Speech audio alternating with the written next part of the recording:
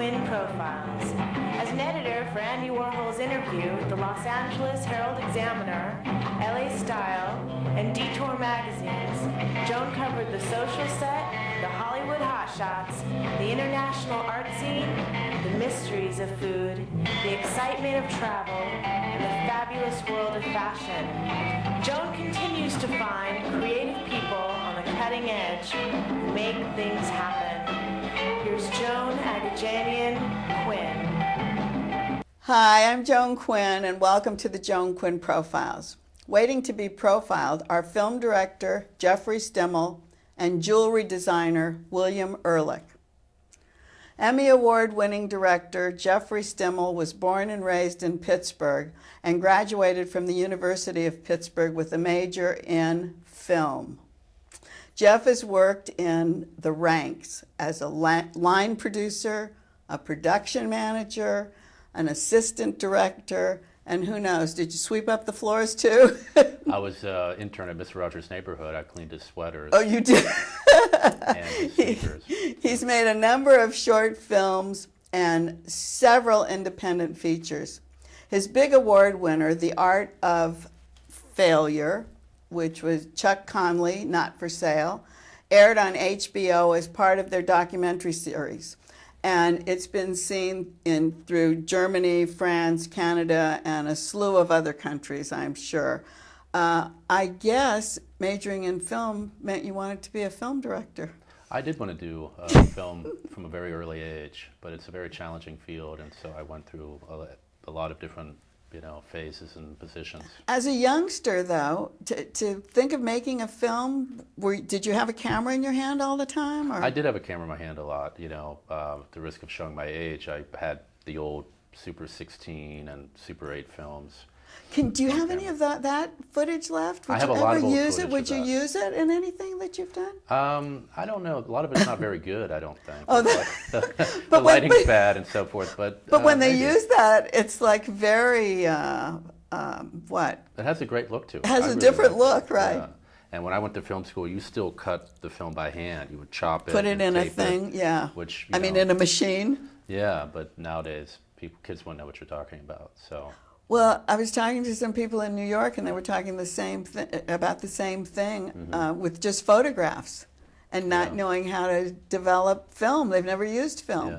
Yeah. So what do you think? Would you rather be back chopping and well, taping? I don't. Yeah, that's the thing. I wouldn't want to be chopping film and dealing with all the spools of film and so forth. But it's hard to forget about the look of it. It's a very exciting look for me. With film? With film, yeah. That's what definitely everyone says. And now I think that they're kind of worried about going back, that they should go back to film, but people aren't making film like they used to. It's just too expensive. And Is that the problem? It's hard to find such film equipment. Now, of course, the process is trying to make things look older and more beat up in many ways to help. So, but with the advent of modern technology and digital video filmmaking, I was able to do this film. It couldn't have been done otherwise. You couldn't have made this film, I filmed hundreds and Art hundreds of Failure? hours. Yeah. So. All interviews? No, a lot of it was just sort of spending time with Chuck, and Chuck's a crazy character and has a very wild life, and just filming him. And as I was filming him, his wife left him. His one art patron, longtime patron, Dr. Atkins of the Atkins diet, died suddenly. Oh, right, he died. Another patron got sick of Chuck, and but this was like before reality TV in a way, wasn't it? I mean, it was a better look at reality than living somebody's life in their house every minute. Yeah, no, I mean, I think there was reality programming around, but this was not staged or constructed in any way, and it took place over a long period of time. That these things just happened to him, and he's very extroverted, so he doesn't shy away from. So he liked it. Event. Yeah, he's an artist, so artists like, for the most part, to have attention. Well, tell us about it, because it has all these award-winning things that you've gotten from all these different festivals. Tell us just the quick story of it. Well, it's a pretty strange story in the sense that I started, I met him and I started filming him, and he had been sort of a rising star in the 1980s. He was showing the same gallery as Basquiat. In New York? In New York, and Schnabel at Nina Nosei Gallery in the 1980s. And he was a neo-expressionist, so he fit right in. And the trajectory was pretty impressive. He was probably going to be a pretty big star, but he made a lot of bad decisions. He sort of alienated a lot of people and was very self-destructive in his career decisions and his kind of interfacing with the art world, the business part of the art world. And that just does you in? So that, I mean, if you're a fantastic painter, your life can't go on, and does he still paint? Well, this is a good question. I mean, you know, there are a lot of difficult artists. Right. You know, so does it all, you know, add up to not being successful? Obviously not. There's a lot of famous artists that are difficult. But it was a combination of things, a lot of bad decision making. Does he still paint? He paints every day. Well, that's what an artist does, right? That's what an artist does, is he paints. I think that's the only time that he feels happy and sort of adjusted in the world is when he's actually painting. Well, would he be able to go into a gallery again? Well, he, you know, that's the funny advent of the film. So when I found him, he had been sort of a little bit of a forgotten man. He still had a you know, a low-profile career and so forth. But then when I found him, his life got even worse with his wife leaving and his other. You mean his life got worse and worse as you were? Yes, I was you were filming, there. as I was filming. Yeah. Good luck. Good luck, Jeff. Yeah, I know. And so financially, he was really in a bad situation, and everybody had kind of abandoned him and left his life and so forth. So in desperation, being so kind of not appreciated in the art world, and a lot of people didn't want to deal with him. They didn't want to take his phone calls.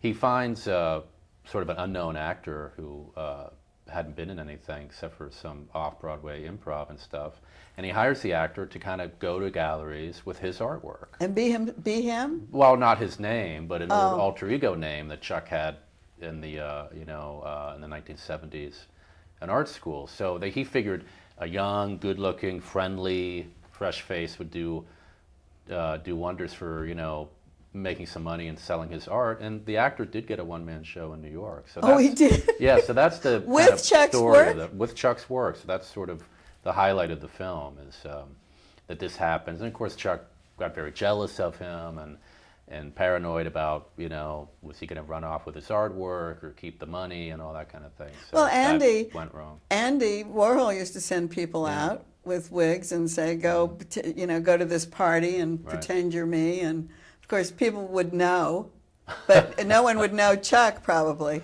Well, you know, Chuck's big idol is Andy Warhol, because Chuck and Andy are from Pittsburgh, as am I. That's what I was going to ask, but you so didn't go to Carnegie Mellon like I did, and I went Andy down the road, yeah. and Chuck went to Tyler Art School in Philadelphia. But there's a scene in the movie where he visits Andy's grave to try to get perspective on his life, and it's after that he thinks of the hiring the actor. So maybe he had that in mind. Because that's what he used to do. What was the budget on something like this?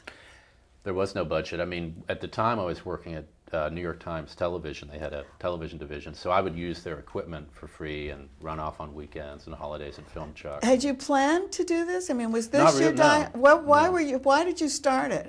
I worked with his sister, and she was from Pittsburgh, and so am I. So we chatted and we got to know each other. And what did she do?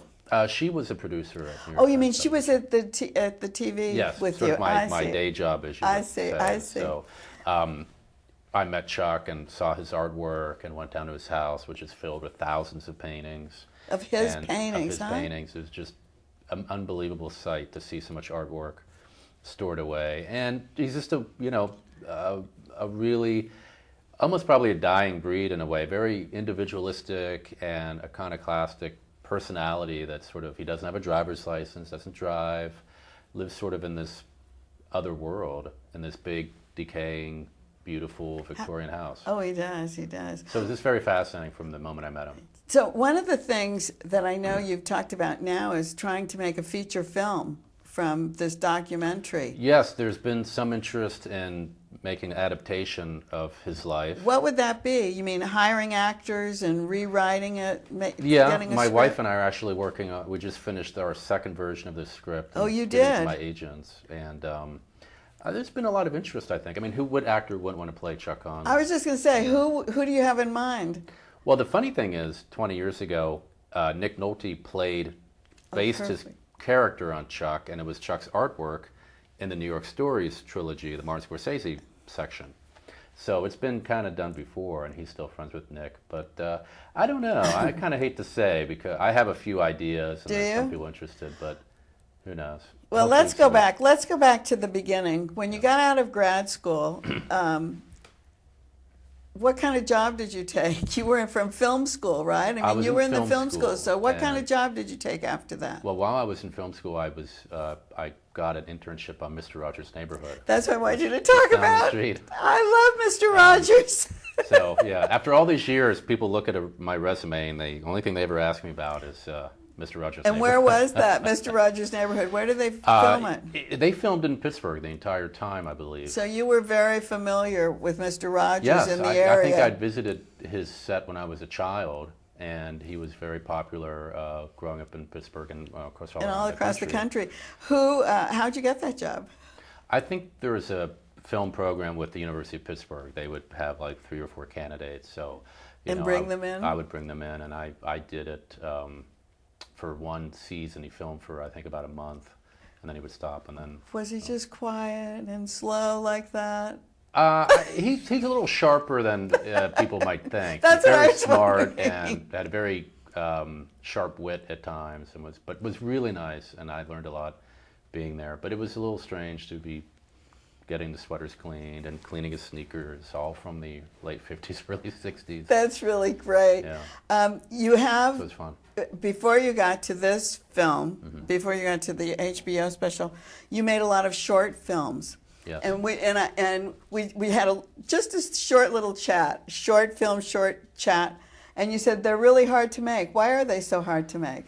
I think in many ways making a short film is hard because you have to have a compelling story happen very quickly and draw people in quickly and then kind of have a climactic scene. It's hard. You don't get a lot of time. How long? Like Ketchup, you wrote Ketchup, right? Was that a short film? No, actually I produced that one. Oh, you produced that one. That was the independent one.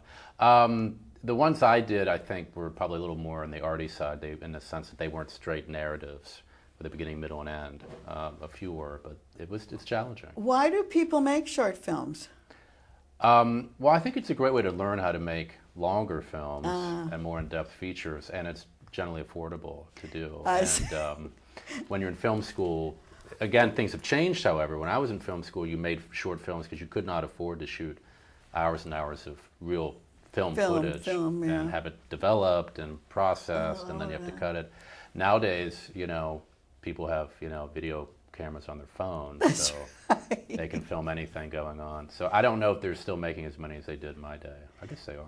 And we're gonna finish, but just tell me really quickly about Animal Wallpaper. I love that title. I know, I like that too. It's based on a series of paintings that Chuck did, and it's the sequel. Strangely enough, somebody gave me money to do a sequel on Chuck, which at the time seemed kind of unusual. There aren't really too many sequels in documentary world. Yeah. But I thought it might be interesting to see what's happening with him and see what he's going to do. So since the film came out, he's had some good sales and some big shows and made some good money. Really? Oh. Yeah, but he's a little worried that it's going to slow down again.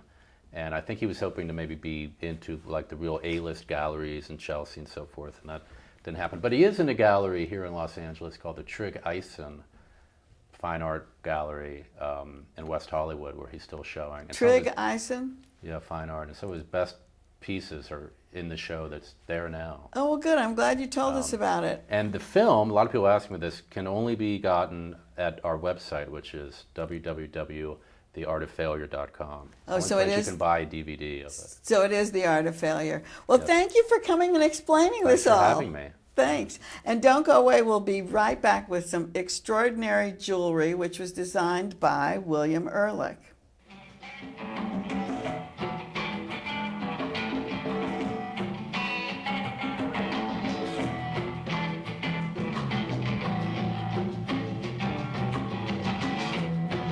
Hi, I'm Joan Quinn, and welcome back to the Joan Quinn Profiles. I'm here with architect, real estate entrepreneur, jewelry designer William Ehrlich, who was born and raised in New York. He went to Boston University, MIT, and graduated from the Harvard Graduate School of Design. He started his career at Skidmore, Owings and Merrill, which was his interest, and I think it probably, at the same time when he was there, we'll ask him, he had a great interest in contemporary art. And I'm wearing one of his designs, so you can see how beautiful it is. You know how I love jewelry. Tell us, hi William. Hi, Joan. Tell us some of those interesting projects at Skidmore, Owings and Merrill that you worked on. Well, when I graduated from Harvard, I was my first job was at Skidmore, and I worked for various partners in the firm. And probably the most interesting project that I worked on was the Hirshhorn Museum in Washington, D.C. That's what I wondered, if that's where you piqued your contemporary art interest. No. I had already been, if you will, addicted to contemporary art well before that.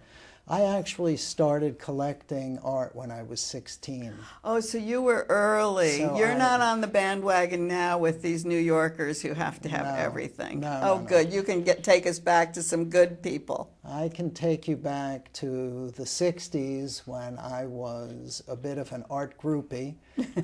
I was friendly with a lot of artists and museum people, dealers, and it was a wonderful world, much smaller and more compact to navigate in the 60s. And probably the way my husband and I found it is when it's smaller and you know the artists, you have a greater appreciation for what's going on, and you buy things that you like. You're not buying to invest. And Right. I hope that's how you started. Well, it is. I mean, I bought things that I felt related to and cared about. I was part of what was happening in terms of being on the scene. Obviously, there were things that were interesting to me that I didn't buy, regretfully. Oh, now, we all have those we stories. can't go back with those, right? But who were your friends at that time? Well, I was friendly with a lot of different people, different factions, if you will, in the art world, because although it was compact, a lot of people were at odds with one another, theoretically and I guess philosophically.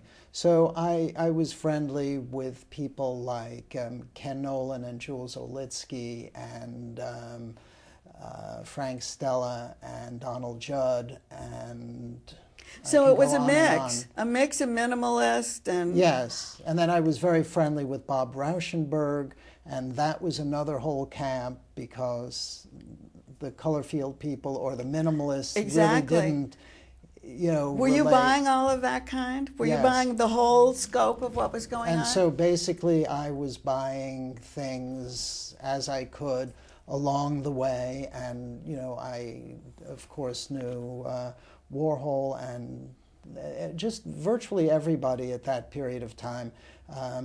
Everyone would congregate on a daily basis at Max's Kansas City. Right. You used to do that? Oh, I was a regular there. Oh, wow. I was a regular. We were and barely into that Max's, but of course I worked for Andy at Interview, so I was at the factory all the time, but not at Max's. Oh, well, and Max's, there was an adjunct to Max's, and it was called Longview.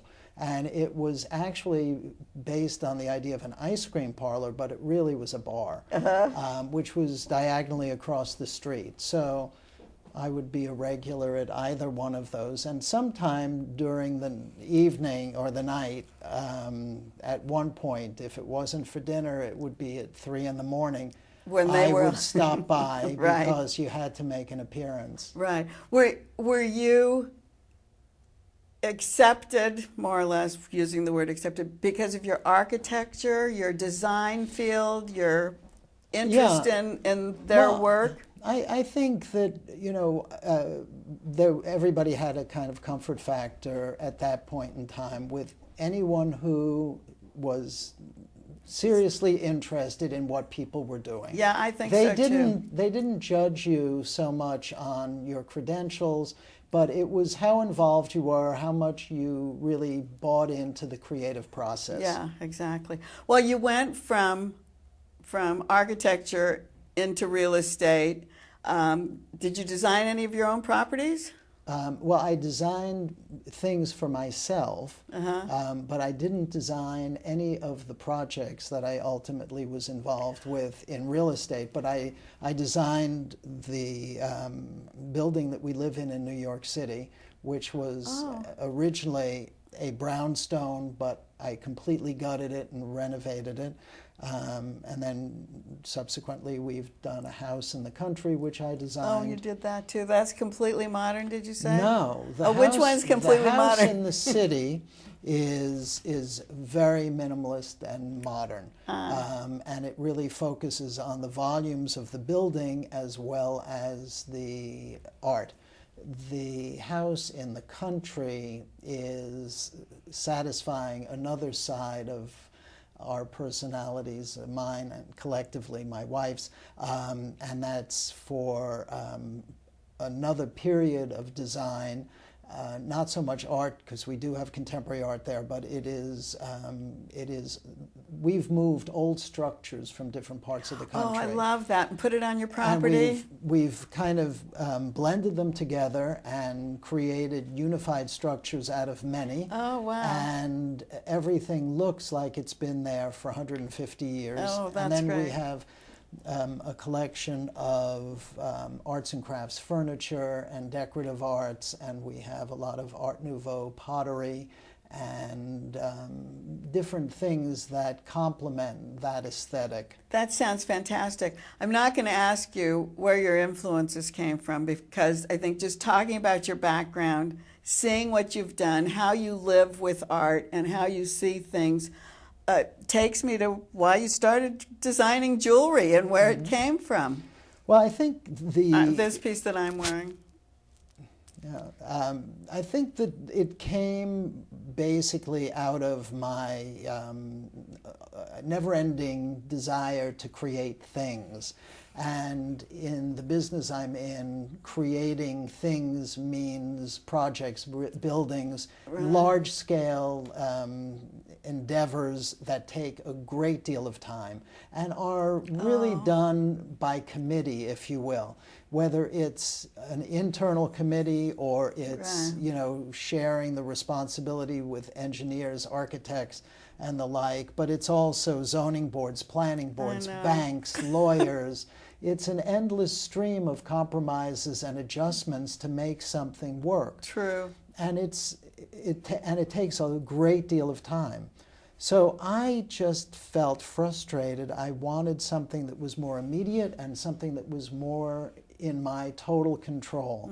And I wanted something that I could express myself creatively with. So I decided that maybe doing something that was small and compact and somewhat precious would satisfy these interests. I've always liked jewelry. Did you take seminars? Have you worked at the bench? No, I technically don't have any skill. I see. I rely totally on the craftspeople that execute my ideas. Okay, that's the first thing, because some people think they can just sit at the bench and do something. Did you study at GIA so you know your stones? No, I didn't. I am self-taught in every way. So it's a color aesthetic that you're going for. Right. I am basically very interested in the idea of mixing stones, precious and semi-precious, in finding interesting stones, like the leaves on the pin that you're wearing.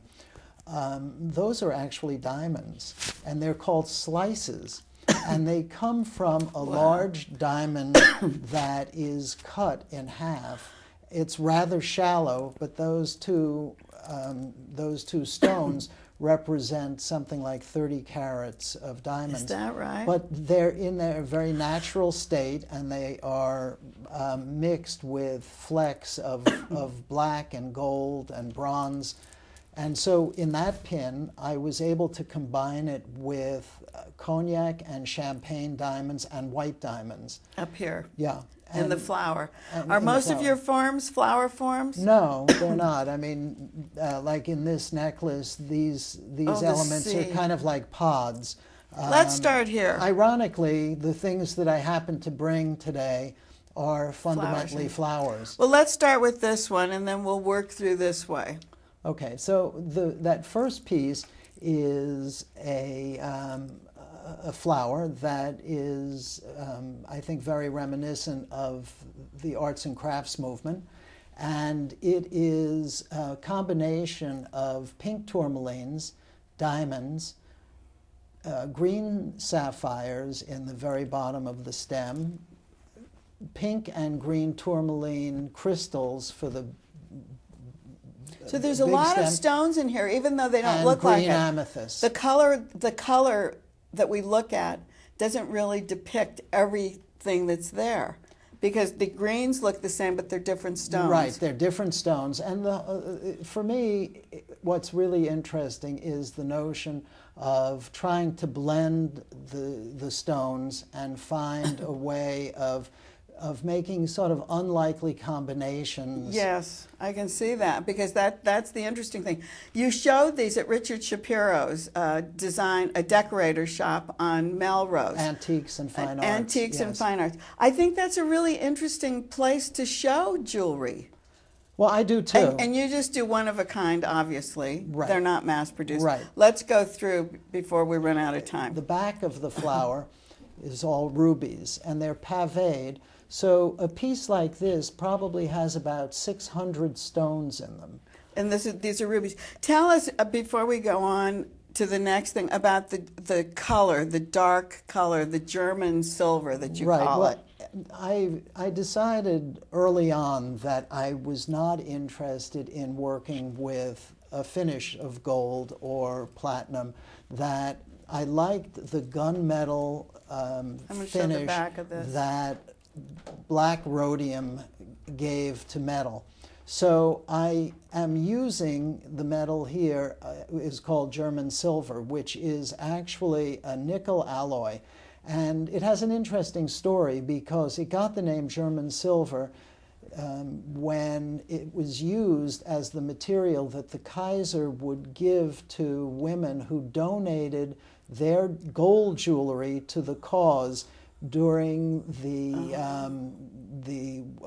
war that with Napoleon at the early 19th century. So it was a very patriotic gesture that women made, and it was acknowledged by their getting replacement pieces of this German silver. And that was worn as a badge of honor. Ironically, after Napoleon won the war, and then it became suddenly that became a high fashion for Paris. Blackened metal. So the idea that something that had meaning in one society was corrupted by another culture and used for high fashion intrigued me. It seems so symbolic of so much that goes on in the world century after century. It has a great feel, though. Yeah. It's wonderful. It feels very smooth. Well, it's been highly polished, because that's the best way to plate something. Do you sign your work? Actually, these pieces are not signed, and that's something that I'm working on. You have to understand, this is a new project for me. I've only been doing this for a year and a half. This is your second career, or yes. are you still in your first career? Third career? This is your third career. This is just an extension of the creative side of it. I'm so glad that you came to show us what you've been doing. Thank you so much. You're very welcome. Thank you for having me. And do go away, but don't forget to write to 777 South Figueroa, 44th floor, and email me at jaquinn1@aol.com. See you next time.